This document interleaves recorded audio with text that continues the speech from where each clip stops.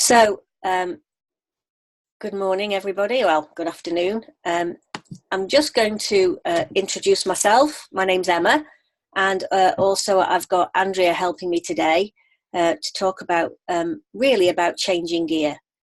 I keep losing my mouse. That's quite fun, isn't it?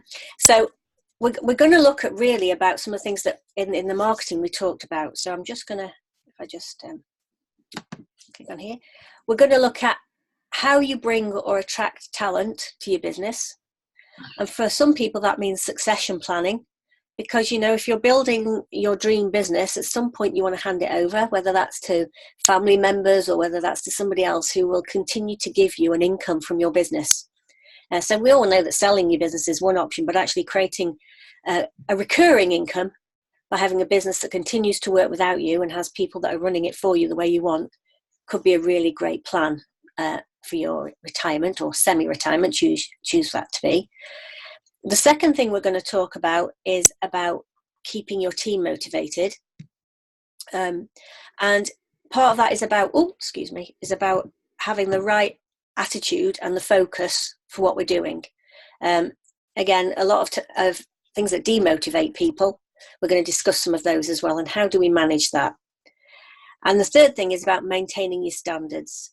You know, if you want to step up a gear, if you want your business to grow, you need to make sure that you're still giving consistent delivery, even if you've got more people joining your team. And specifically, if you're using remote workers or outsourcers, ensuring that those people continue to maintain the standards for customer service and delivery that you want, because that's the key, isn't it? And often what happens is, as you grow your business and you take on more people, that sort of thing slips, because people are not conscious about what they're supposed to be delivering. I'm going to start initially with attracting the right talent to your business and succession plans. So the really thing that I want you to think about are what skills do you need? Whichever role, if you're thinking about succession planning or you're thinking about attracting talent, the right people, who is it that you actually really need? In the past, we've just gone straight for recruiting account trainees or graduates or whatever else. But in this day and age, things are changing. And as we know, technology is taking on the day-to-day routine jobs that people were trained up to do in the past. And more, the role of the accountant is more client-facing. And so there are skills. And I wanted to put you to a new resource that we've put into System Builder called Recruiting for the Future.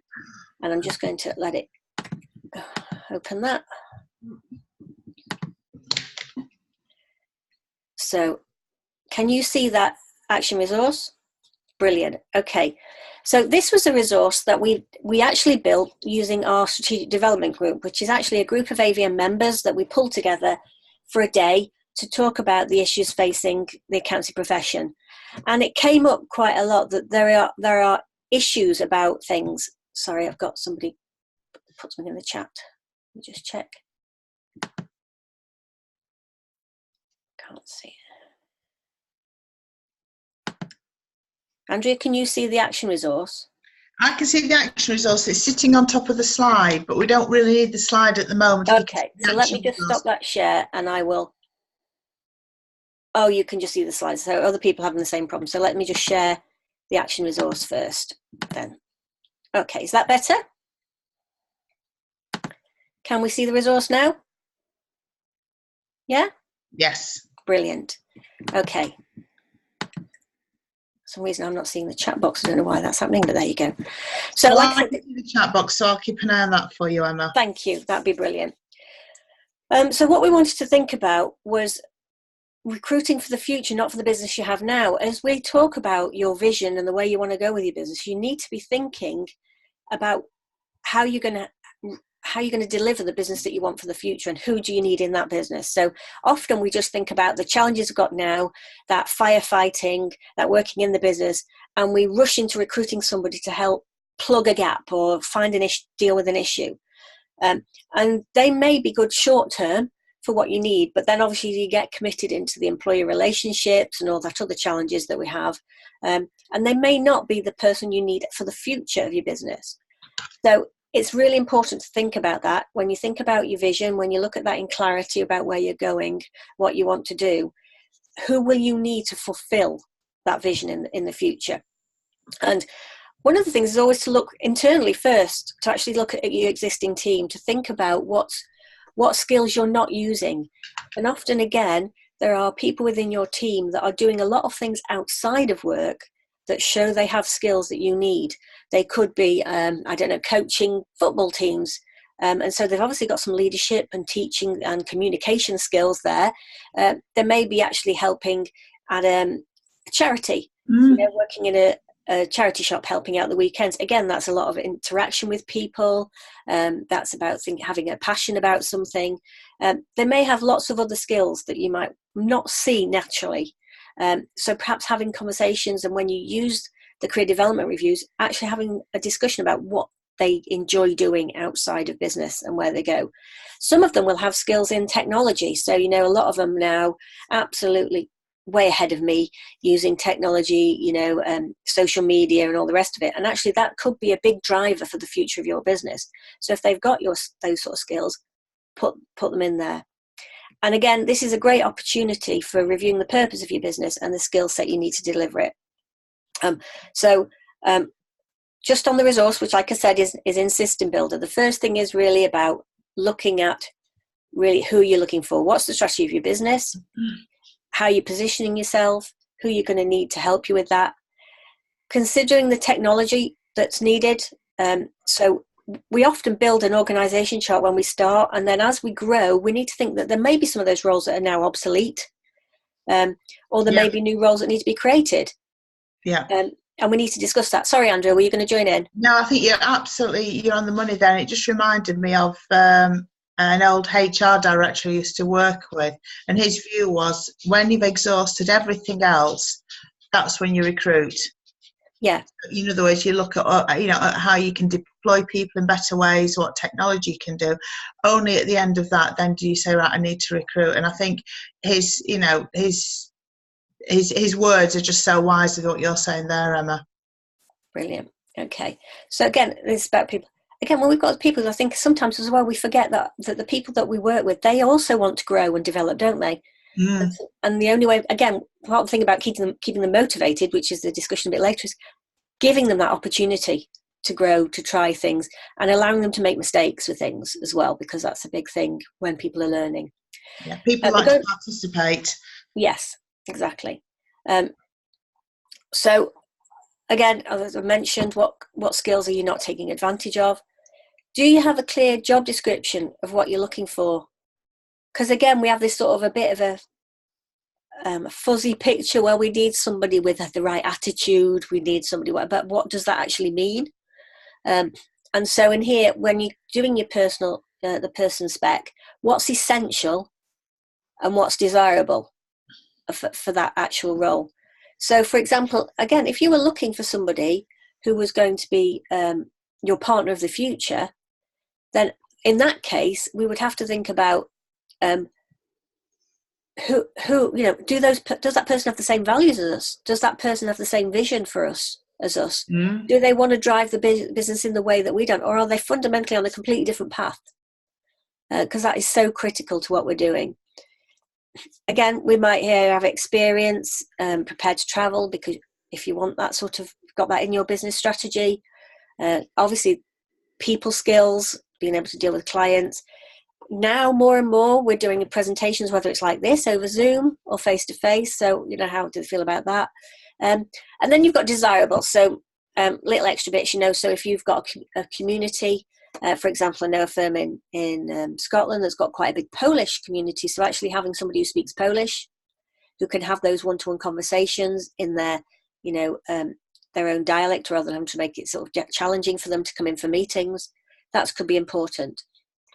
So thinking about that is really important, and to build it into this resource, think about it. Then thinking about what recruitment channels are you going to use? There's so many different areas, and it's the best use of your time.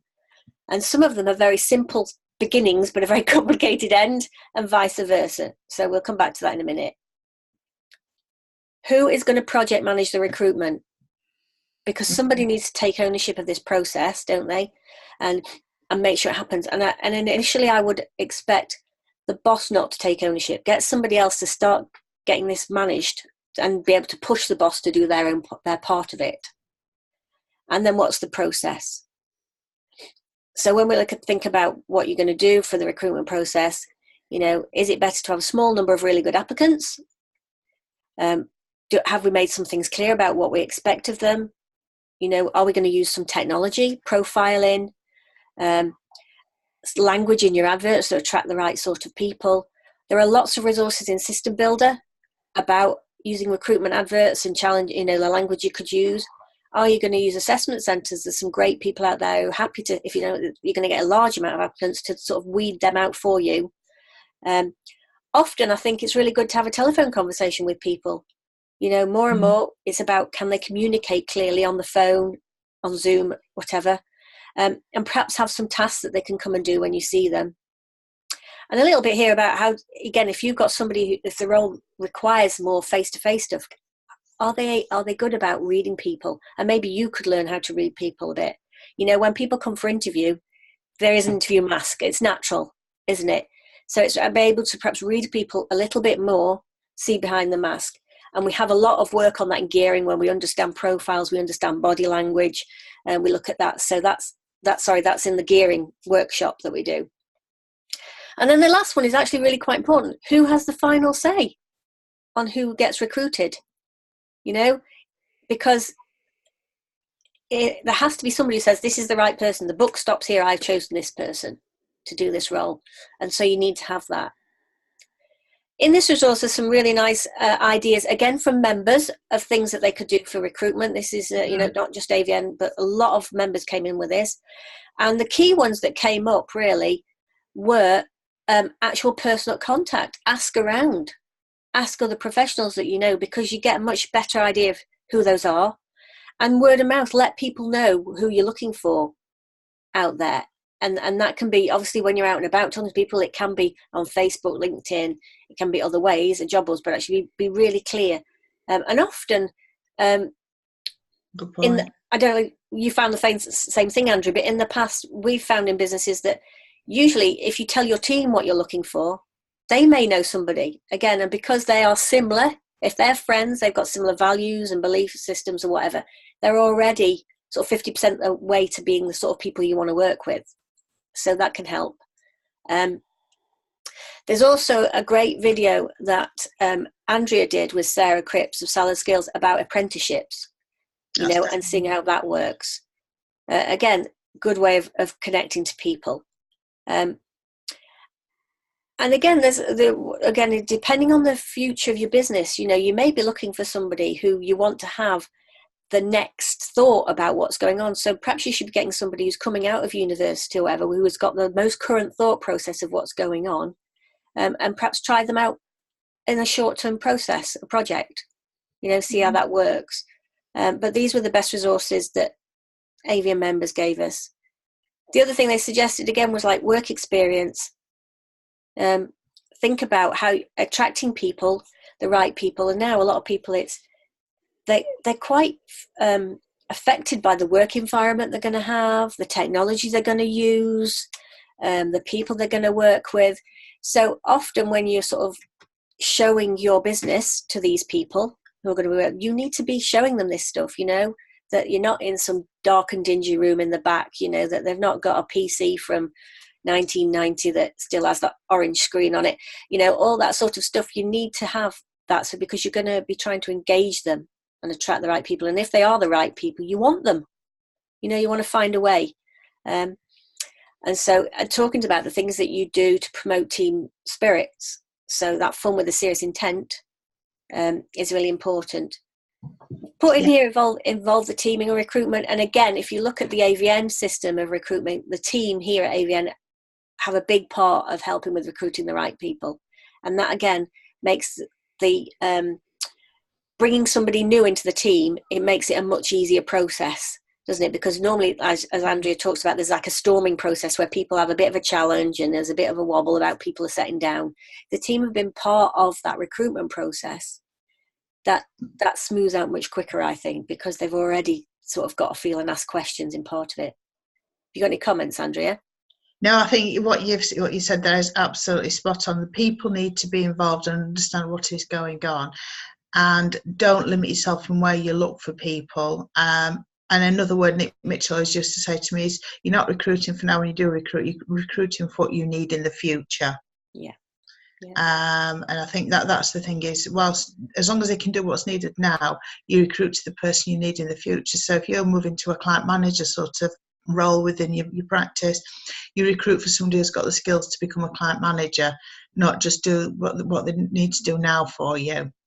Yeah, and I think that's really why it's so important to talk to your practice growth expert about what is your vision for your future, and creating that 3-year plan, that 3-year plan, that 1-year plan, that 90-day plan, whatever, to sort of break down the process and work out what points do you need to start looking for these people as well, because that takes a time. It's longer than you think, recruiting. Yeah, because you need to, it's the right person. Don't recruit you don't want to be recruiting in a hurry, because often you get the wrong person. So it's about finding the right person, and that can take a little while, can't it? Absolutely. I mean, you can talk with a 3-month notice period, you can be talking a 6-month lead in. Yeah. So again, you've got that to have planned for it.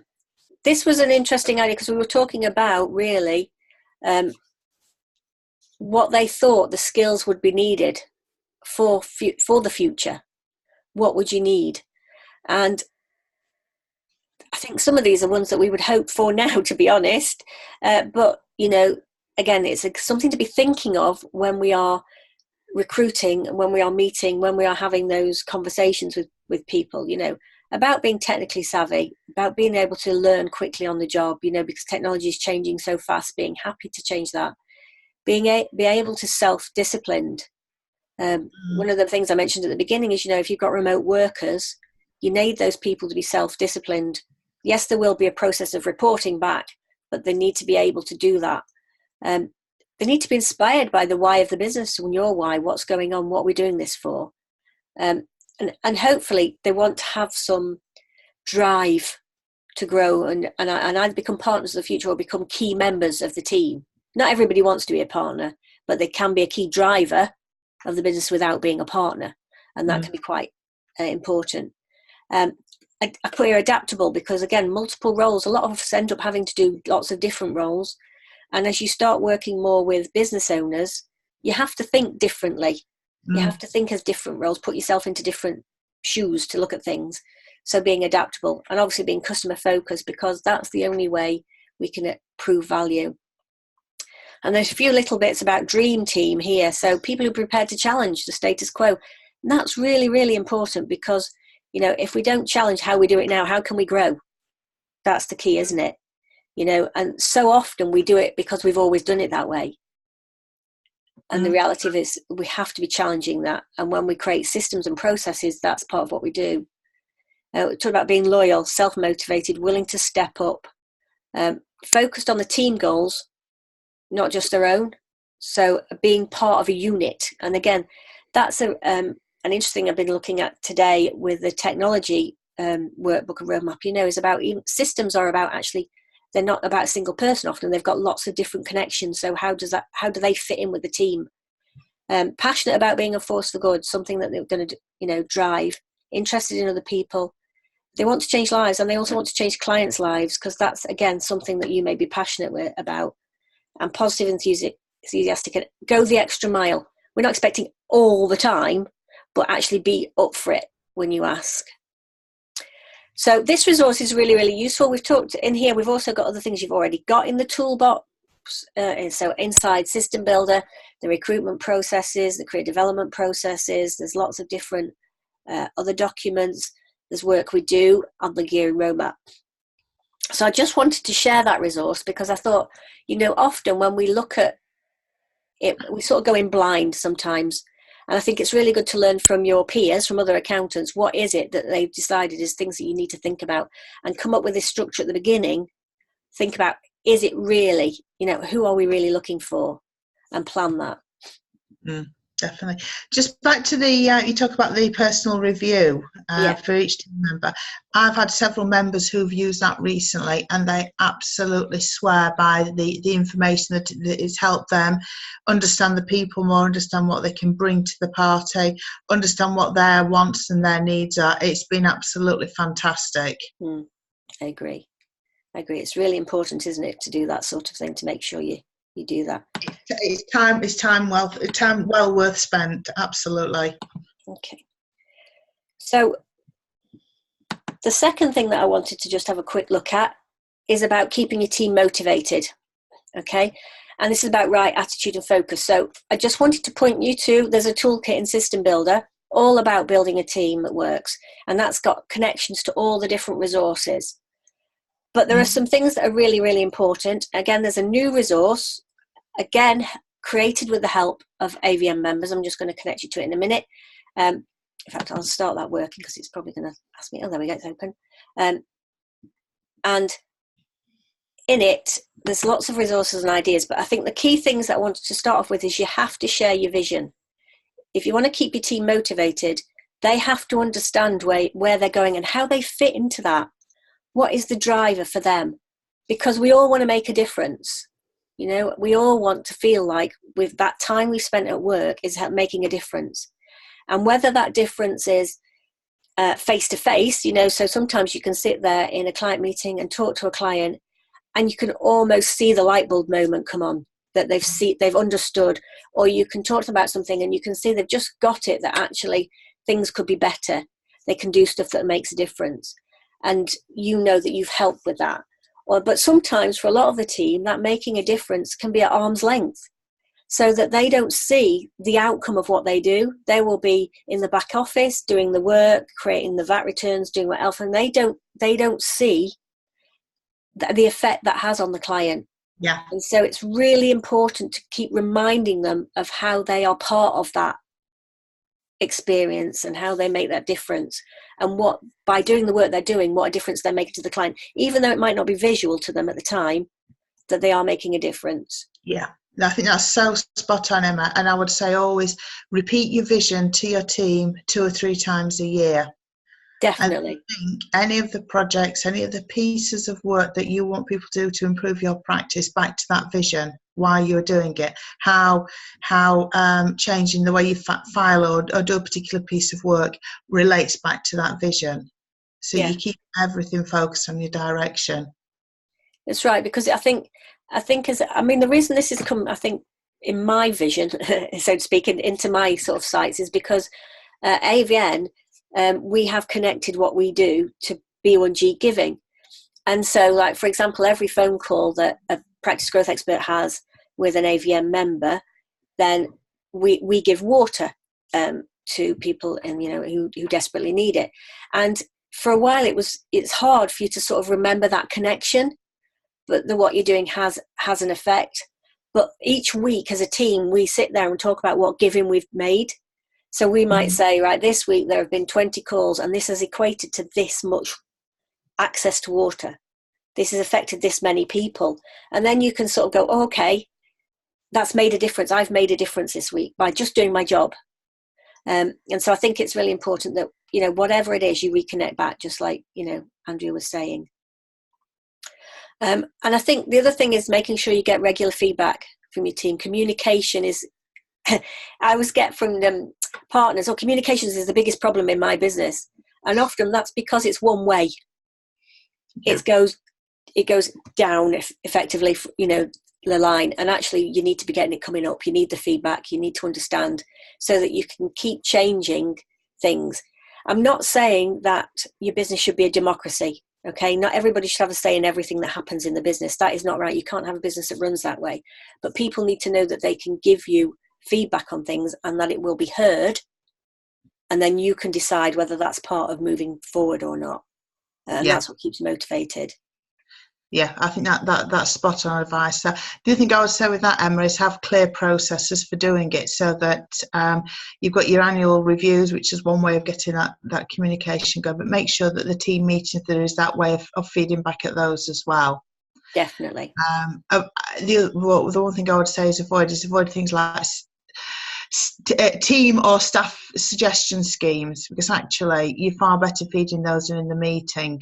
People need to be able to deal with them rather than having this the box that doesn't really connect into anything. It needs to connect into the meetings and things that you do, if that makes sense. Yes. So for an example of that is that internally we use a piece of software called Slack, Yeah, it's and we have a channel on that, which is a better way. It's called a better way.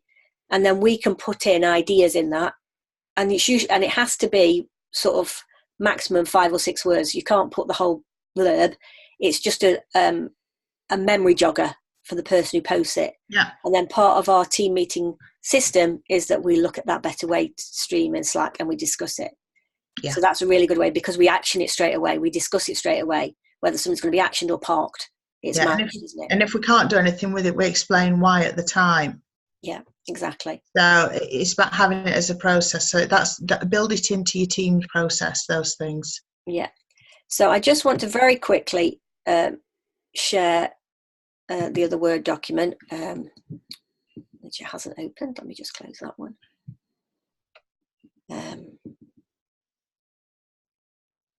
There we go.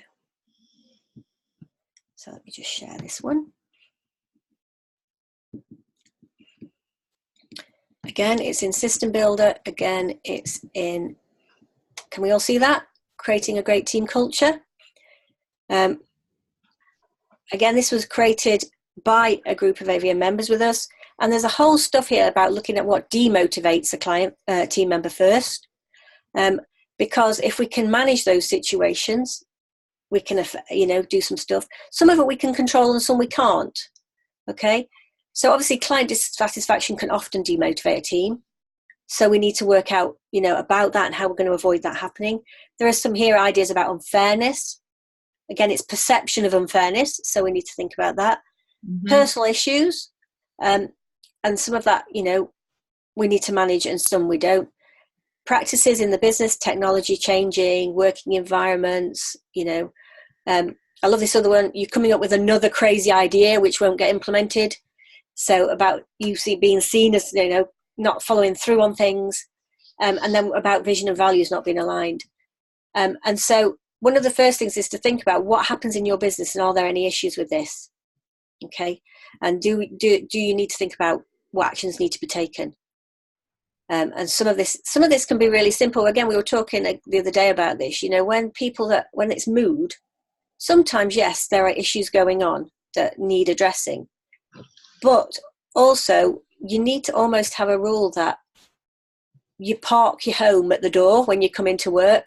And that was why we originally used the mood board, which you can see as an example of in System Builder, where people come and choose their attitude. It's about making a conscious decision about how you're going to behave at work, because the way that you behave not only affects you, it affects everybody around you, or everybody you work with and your clients and everything else. So sometimes, yes, you might have, had a family issue. You might have just had a screaming match with your child because you couldn't get them to go to school and all the rest of it. Andrea and I know this well, getting our kids to get there. And, you might be fraught and frustrated, but it's park it at the door when you come into work and choose, right, today that I need to be focused on being the best I can be at my job.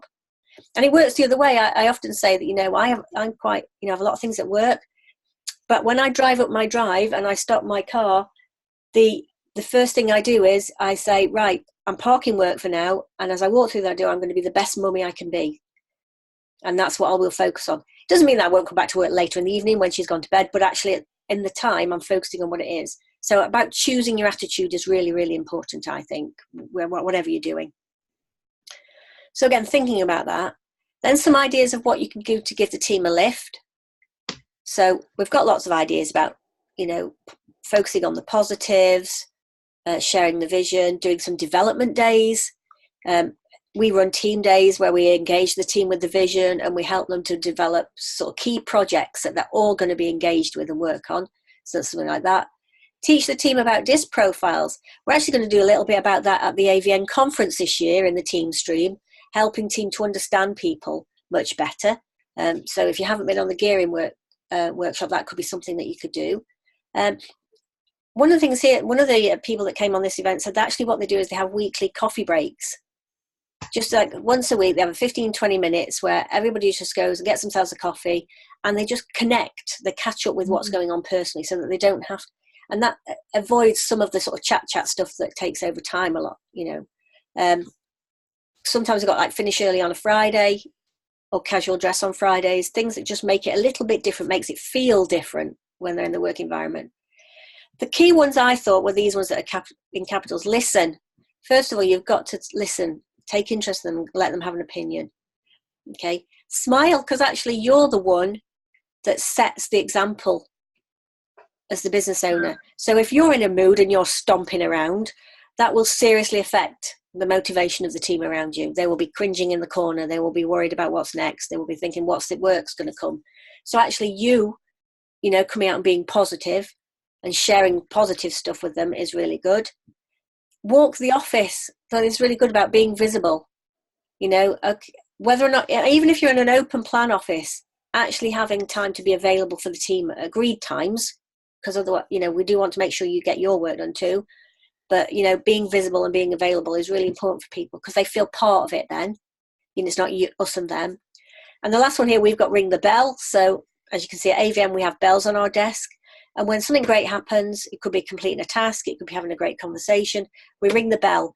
And the bell lifts the rest of the team and it encourages us to share stuff. Such a simple little tool, things we can do. Here I've got a little bit about how do you give individuals a lift.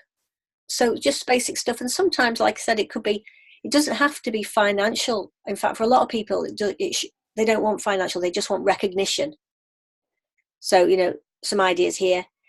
And I've just put a little bit, a blog from one of our members, Jonathan Vowles, because it was about keeping it fun. Fun is fun with a serious intent. You know, that's the key bit. So actually, there's a whole load of stuff here that he's written. I thought it was quite nice to share. Yeah.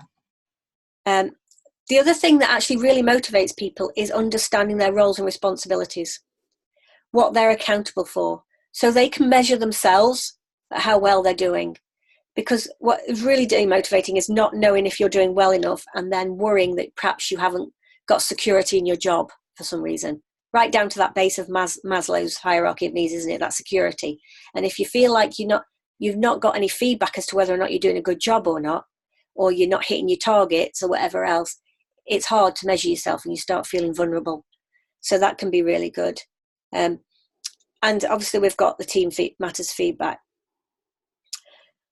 We've got some interesting here about helping the team to see situations differently, because again, we want to make sure that we don't take things personally all the time, and that's a real important thing.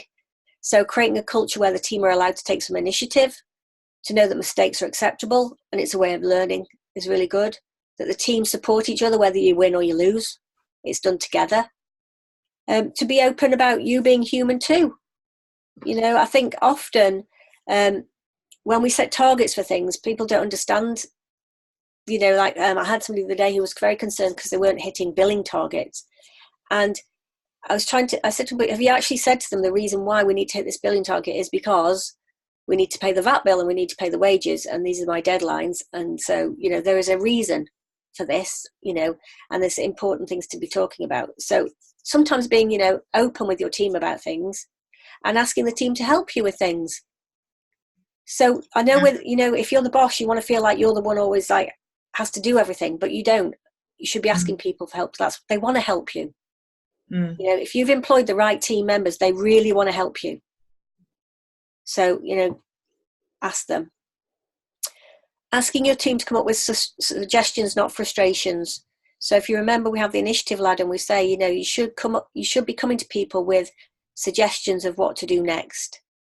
You know, so not to just come with a challenge, but here is an idea of what we could do.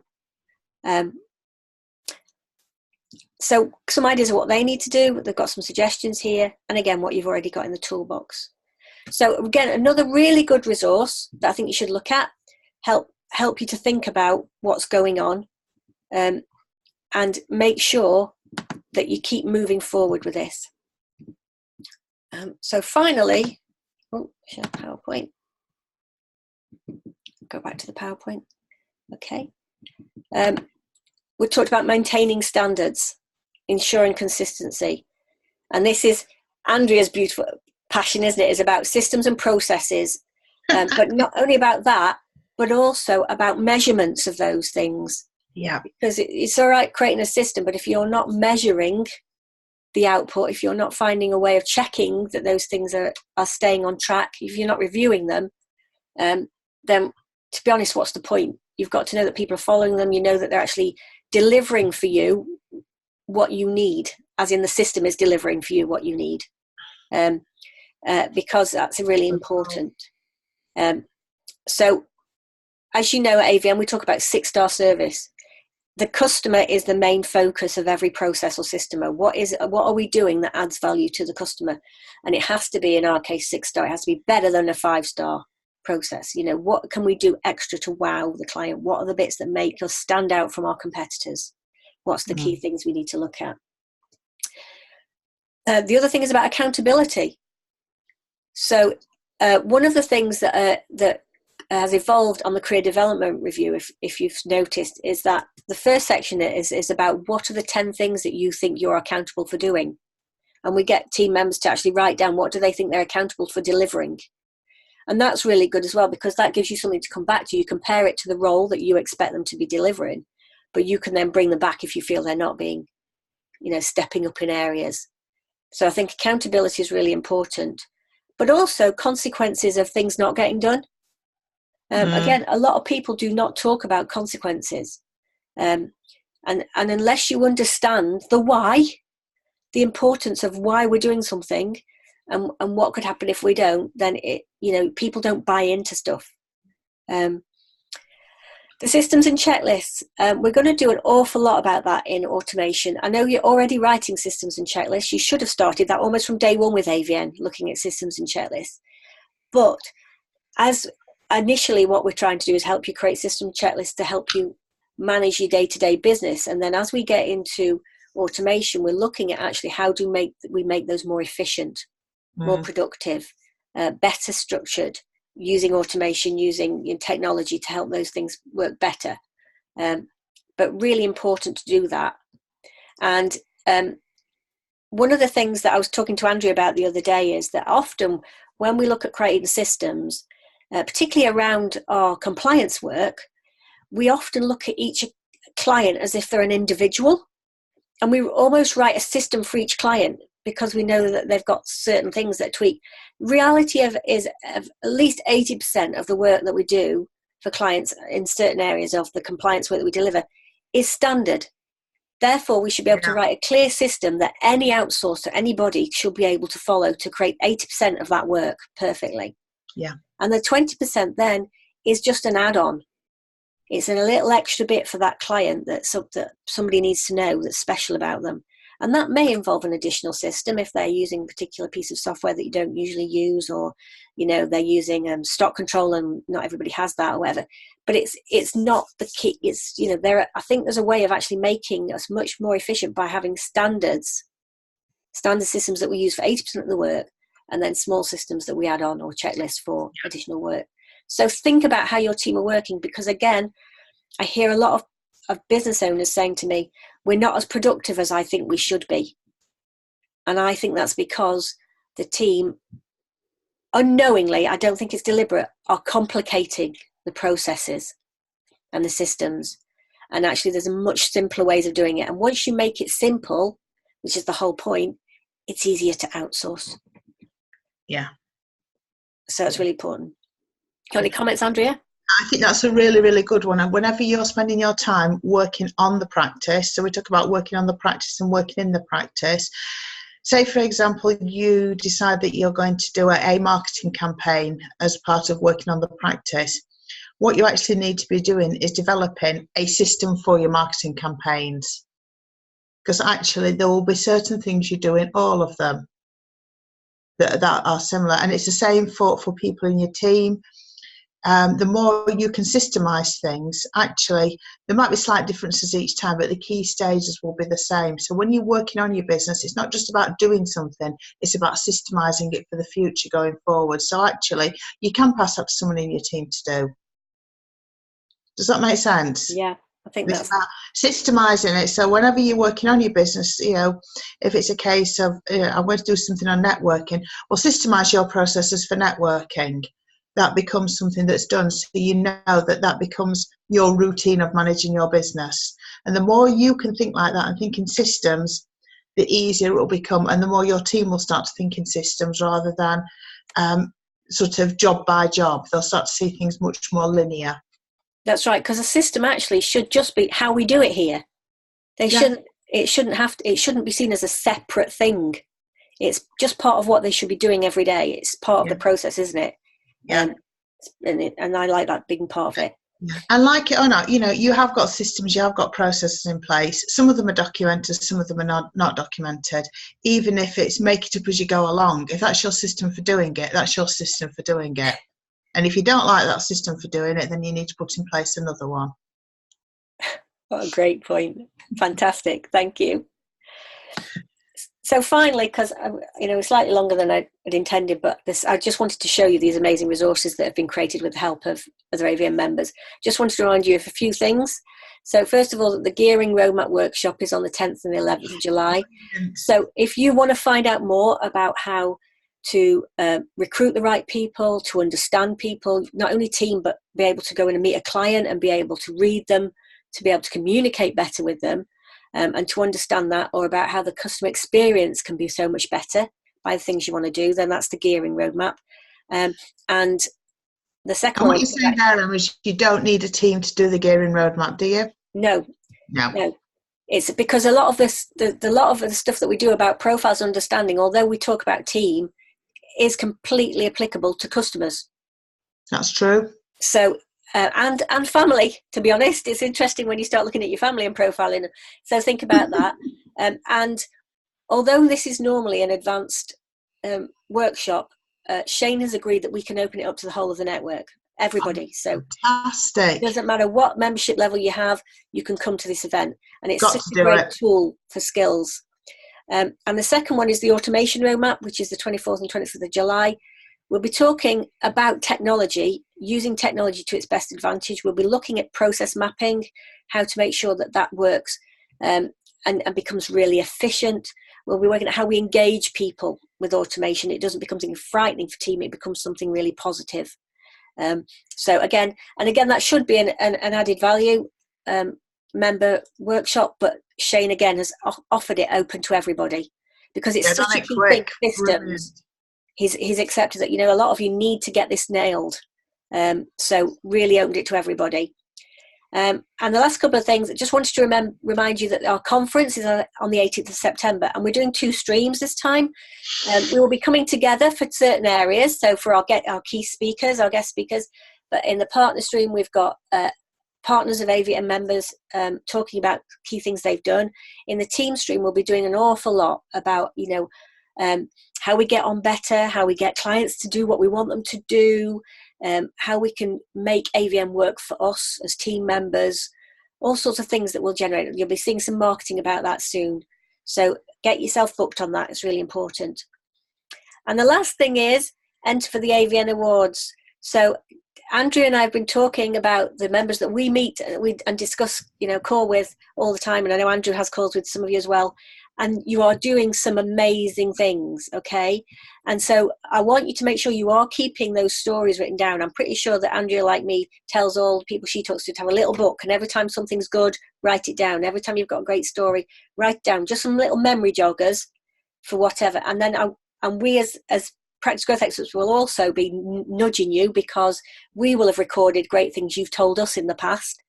We will be nudging you to enter for the awards. If you don't enter, you can't win. And it's a great positioning tool, having won an award or even got shortlisted for an award. So please enter the awards. The link is on the AVN dashboard.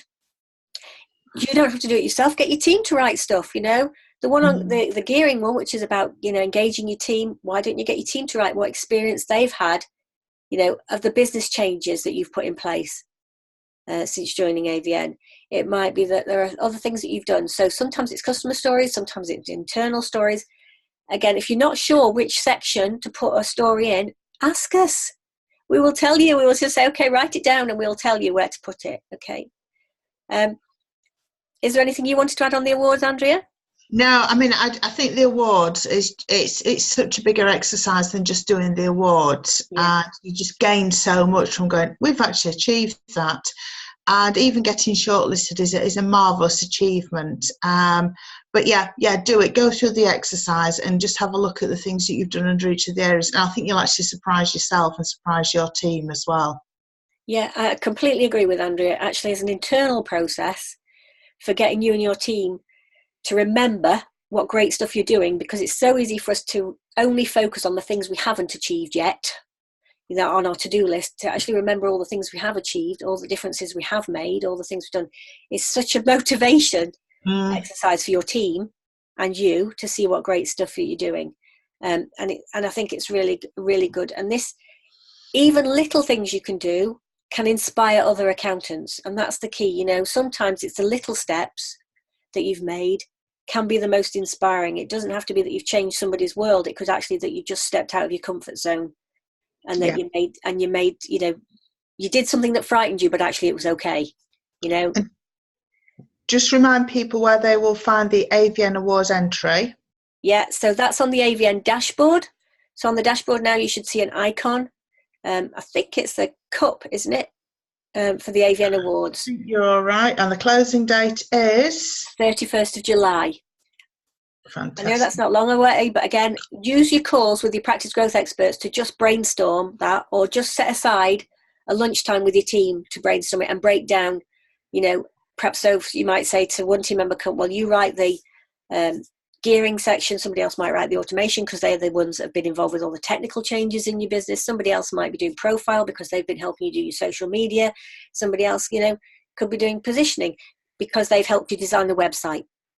Whatever, get other people to write. And it doesn't have to be massive. It's not, we're not wanting an essay. We're just wanting, you to tell us how it was before and how it is now. Brilliant. And you can stop and start the entry as you go along till you submit it, can't you? You can. You don't have to do it all in one go. Yeah, brilliant. Brilliant, fantastic. So my final question to you today is, what actions will you commit to today? The whole point of coming on something like this learning is showing you stuff, we're talking about stuff, but what actually needs to change? What action will you commit to today? So if nothing else, I'd like you to write down somewhere the one thing that you thought, actually, I need to do this. I need to look at that. I need to talk to my team about this. I need to look at the AVN Award entries. I need to book my place on the conference. Whatever it is, get those actions written down and commit to them today. Brilliant. Well, I think I'm done. Andrea, have you got anything you'd like to add? No, well, yeah, there's always something to add, isn't there, with these things? It's talk to myself, talk to Emma, talk to your practice growth expert if you need help in any of these areas. Or even if you've just got any ideas or anything you think we should know about, talk to us as well. Because, like we talk about communication, the communication between us and you is as important. So talk to us as well if you think there's other things you want to see from us in there. Brilliant. Has anybody got any questions that they've put in the chat box, Andrea? Let's have a look. Richard had to leave us early because he had to jump off to go to a client meeting. Right. But that was it, I think. No, okay. Nothing at the moment. Well, thank you very much for your time today. I'm sorry we sort of got a little bit longer than intended, but I'm hoping you found it valuable. Okay. And we'll see you next month for the next online training soon. Yeah. Thank you, Emma. Thank you very much. Take care, everybody. Bye. Bye.